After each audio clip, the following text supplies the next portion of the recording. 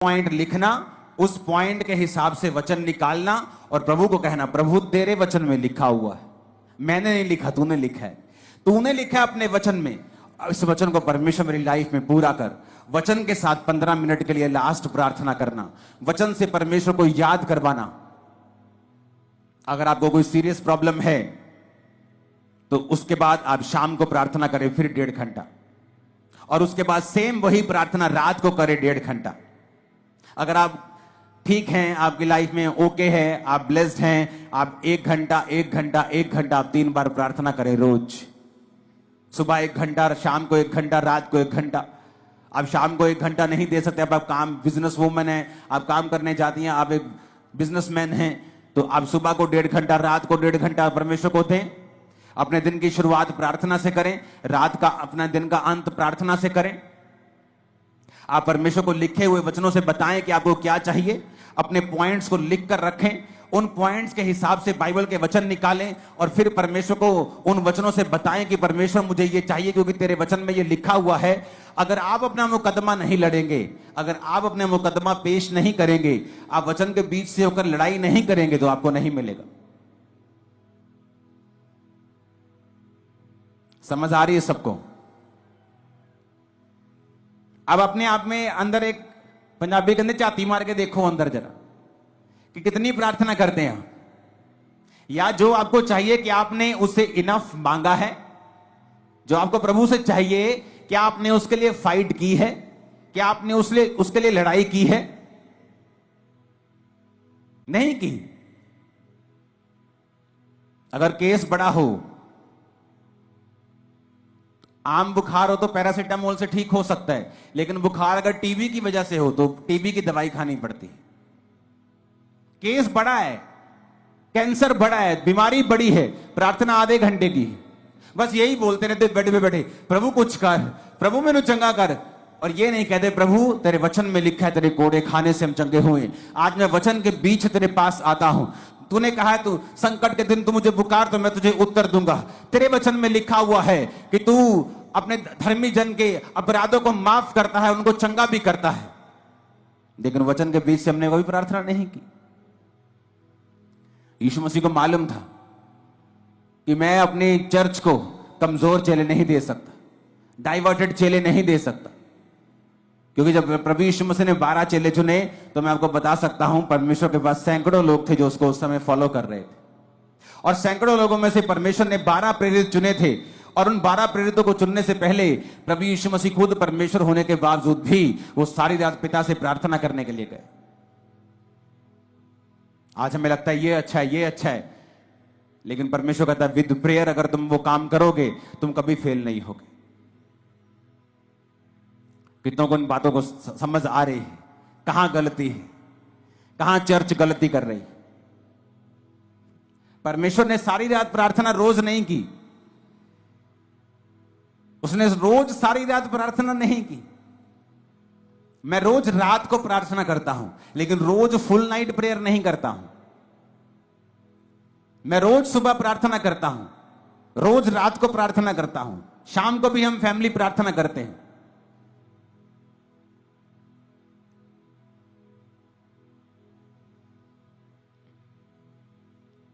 Hallelujah. तो क्या मैं इनफ प्रार्थना कर रहा हूं? तो ये बेस्ट है कि अगर आप 1+1+1 प्रार्थना करें। अगर आप 1 घंटा प्रार्थना करने के लिए बैठे हैं सुबह 1.5 घंटा, तो आधा पौना घंटा आप प्रार्थना करें, प्रभु से अपने वर्शिप करें, उसका थैंक्स करें। उसके बाद आप बाइबल पढ़ें कुछ समय के लिए, और फिर कुछ समय आप बाइबल के वचनों के बीच से होकर प्रार्थना करें। आपकी लाइफ कभी भी सेम नहीं रहेगी। अगर आपको इस बात का प्रमाण देखना है तो एक काम करें, अपनी बाइबल के पीछे एक पेंसिल ले लें और अपनी बाइबल के पीछे पेंसिल से अपने प्रेयर पॉइंट लिखें, आपको क्या क्या चाहिए। पहला पॉइंट क्या चाहिए, दूसरा क्या चाहिए, तीसरा क्या चाहिए, चौथा क्या चाहिए। पेंसिल से लिखें, पेन से नहीं लिखना। और उन पेंसिल से लिखे हुए जो आपके प्रेयर पॉइंट हैं, उन्हें वचन के बीच से होकर आप रोज 1+1+1 रोज 2 समय कम से कम 1.5 घंटा या 1-1 घंटा 3 बार आप रोज परमेश्वर को याद करवाना शुरू करें। आप फिर देखें कुछ महीने बाद कि जो पॉइंट आपने पीछे लिखे हुए हैं, मैं आपको बता सकता हूं वेरी सून उनमें से 50%, 60%, 70%, फिर 90%, 100% आप उन प्रेयर पॉइंट्स को पूरा होते हुए देखेंगे। आप देखेंगे कोई रह ही नहीं गया, आप आगे ऐड करते जाएंगे, वो नए होते जाएंगे। लेकिन जो आपने पुराने ऐड किए होंगे, आप देखेंगे कि किस तरह से परमेश्वर ने आपकी लाइफ में वो काम किया। और जो आपके प्रेयर पॉइंट पूरा हो गया, उसे मिटे दें, उसे मिटाकर पेन लें और बाइबल में ही कहीं पर एक बहुत से बाइबल में खाली पेजेस होते हैं, उस पेन से लिखें गवाही कि ये प्रेयर पॉइंट आपका था, इस तारीख को परमेश्वर ने इसको पूरा कर दिया। जो प्रेयर पॉइंट पूरा होता जाए, बाइबल के पीछे पेन से लिखते जाएं। आप हैरान हो जाएंगे इस प्रार्थना को करने के बाद, इस तरह की प्रार्थना को करने के बाद, जब आप 1 साल के बाद अपनी बाइबल देखेंगे तो आपके नीले पॉइंट ज्यादा होंगे और काले वाले कम होंगे। आप देखेंगे वो पूरे हो रहे हैं। और जब भी आप देखेंगे कि शैतान आपको इस प्रार्थना करने से क्यों रोकता रहा है, उसको मालूम है इसी प्रेयर में रिजल्ट आना है। शैतान को पता है कि इसी प्रार्थना के द्वारा आप छुड़ाए जाएंगे, इसलिए वो पूरी संभव कोशिश करता है कि आपको इस प्रार्थना से दूर रखा जाए, क्योंकि प्रार्थना में छुटकारा है, ये शैतान जानता है। परमेश्वर ने क्या कहा, इतना सिंपल और इतना पावरफुल परमेश्वर ने वचन दिया। परमेश्वर ने कहा एक नगर में एक विधवा थी और एक अधर्मी न्यायी रहता था। न्यायी मतलब एक जज रहता था, लेकिन अधर्मी था, पापी था। तो विधवा बार बार उसके पास जाकर बोलती थी मेरा न्याय चुका और मुझे मुद्दई से बचा, मुझे इस फलाने बंदे से बचा, मेरा न्याय कर। तो बाइबल कहती है, परमेश्वर कहता कि वो अधर्मी, वो पापी न्यायी क्या सोचता है कि ये विधवा आकर बार बार मेरे नाक में दम ना कर दे, इसलिए मैं इसका काम कर देता हूं। तो परमेश्वर ने कहा सुनो वो अधर्मी क्या कहता है। अब जो व्यक्ति दिन रात परमेश्वर के नाम की दुहाई देता है, परमेश्वर ने कहा क्या मैं उसका न्याय नहीं करूंगा? जो व्यक्ति दिन रात मेरे नाम की दुहाई देता है, क्या मैं उसका न्याय नहीं चुकाऊंगा? क्या मैं उसकी प्रार्थना नहीं करूंगा? ये कौन कह रहा है? सीधा डायरेक्ट प्रभु यीशु मसीह का वचन है ये। प्रभु यीशु मसीह अपने मुंह से अपने लोगों को समझा रहे हैं कि एक विधवा बार बार जाने से एक पापी बंदे से न्याय ले सकती है। तो प्रभु कहता है कि अगर तुम मेरे पास दिन और रात मेरे नाम की दुहाई दोगे, मैं तुम्हारा न्याय क्यों नहीं करूंगा? मैं तुम्हें क्यों नहीं छुड़ाऊंगा? मैं क्यों तुम्हारी प्रार्थना का उत्तर नहीं दूंगा? मैं क्यों तुम्हें नहीं बंधनों से आजाद करूंगा? पर कंडीशन क्या है? अगर वो दिन रात मेरे नाम की दुहाई दे। आप एक दिन प्रार्थना करेंगे सुबह, आपने प्रार्थना की प्रभु तेरे वचन में लिखा है धर्मी का वंश पराक्रमी होगा। प्रभु अपने बच्चों के लिए प्रार्थना करता हूं, अपने लिए हीलिंग के लिए, डिलीवरेंस। आप प्रार्थना करते हैं वचन के बीच, आप वही प्रार्थना फिर शाम को करते हैं, वही प्रार्थना फिर आप रात को करते हैं, फिर सुबह, फिर दोपहर, फिर शाम, फिर रात, फिर सुबह, फिर शाम, फिर रात, फिर सुबह, फिर शाम। परमेश्वर को आप दुखी कर देंगे और वो जवाब देगा। वो अपने वचन का इनकार नहीं कर सकता, वचन को डिनाई नहीं कर सकता। अगर आप वचन के बीच से उससे लड़ेंगे, वो आपको उत्तर देगा। अब याकूब को भी यह बात मालूम थी।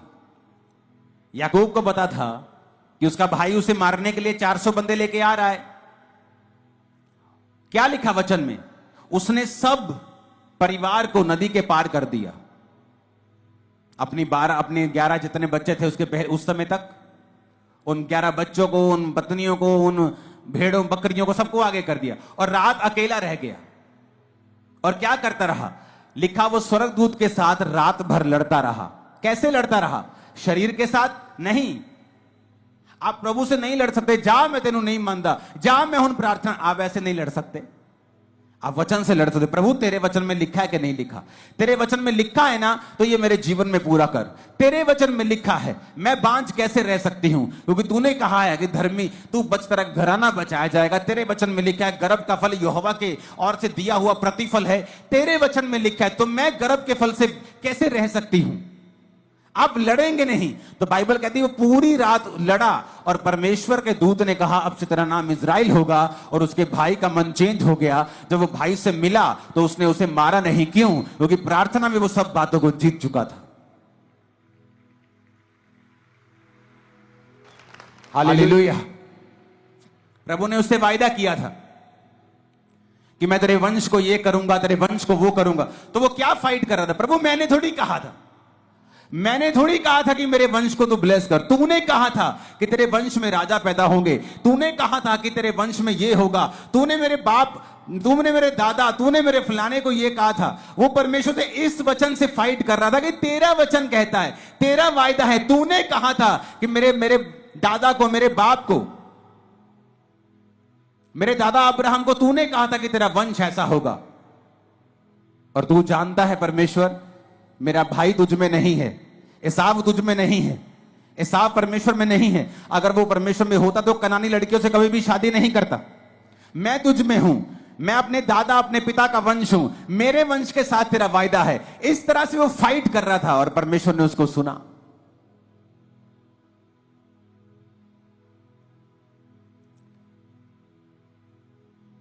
जोर से हालेलुया बोलो जरा। आपके हालेलुया में परमेश्वर की सामर्थ्य। आज से अगर ये प्रेयर शुरू की तो नीले पेन से लिखने के लिए जल्दी तैयार हो जाना। लिखना जरूर, आपको समझ आएगी मैं क्या कह रहा हूं। आप जब लिखना शुरू करेंगे पेंसिल से, जो आपको चाहिए, जो मिल गया उसे पेन से लिखेंगे, आपको रियलाइज होगा कि आपने परमेश्वर से कहीं अधिक पाया है। कितनी प्रार्थनाओं को परमेश्वर ने सुना है। आप भूल जाएंगे 3 साल में आज आपको क्या मिला था, लेकिन वो पेन से लिखा हुआ आपको याद करवाता रहेगा। उतना कॉन्फिडेंस आपका बढ़ेगा कि मुझे इस प्रार्थना से उत्तर मिले हैं, इस तरह से मुझे उत्तर मिला था इस समय, उस समय, फलाने साल। अगर उस साल में इतना फंसा हुआ था और मैंने इस रीति के साथ प्रार्थना की, तो वो वचन तो सेम है। आज वो मुझे छुड़ाएगा जैसे उस समय परमेश्वर ने मुझे छुड़ाया था। तो वो सारी उम्र आपकी रक्षा करता रहेगा। इसलिए मैं कहता हूं अपनी बाइबल को ज्यादा चेंज मत करना। मेरी बाइबल का कवर कितनी बार फट जाता है, पेज फट जाता है, उसी को मैं चिपका लेता हूं। मेरे पास हजारों बाइबल पड़ी, लेकिन उस बाइबल में लिखा हुआ है, पीछे पॉइंट्स लिखे हैं, चीजें लिखी हैं, तो मैं चाहता नहीं कि वो मैं मिस करूं।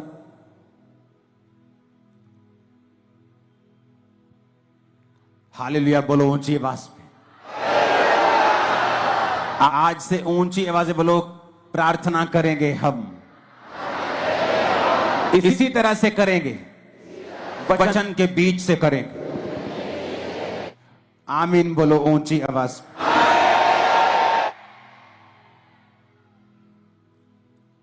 आपको समझ आ रही है सबको?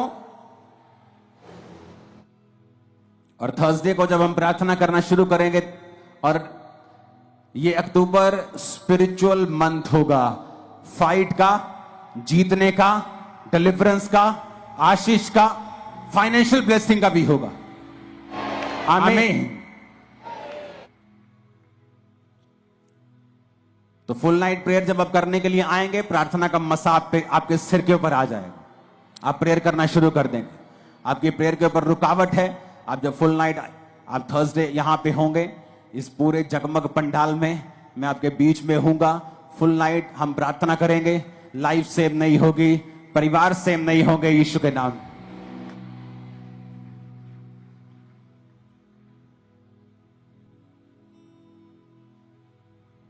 प्रार्थना करने के लिए तैयार हैं आप? रोज प्रार्थना करने के लिए तैयार हैं? कैसे प्रार्थना करेंगे रोज? और कहता दिन और रात मेरे नाम की जो दुहाई देंगे। कितना सिंपल है परमेश्वर।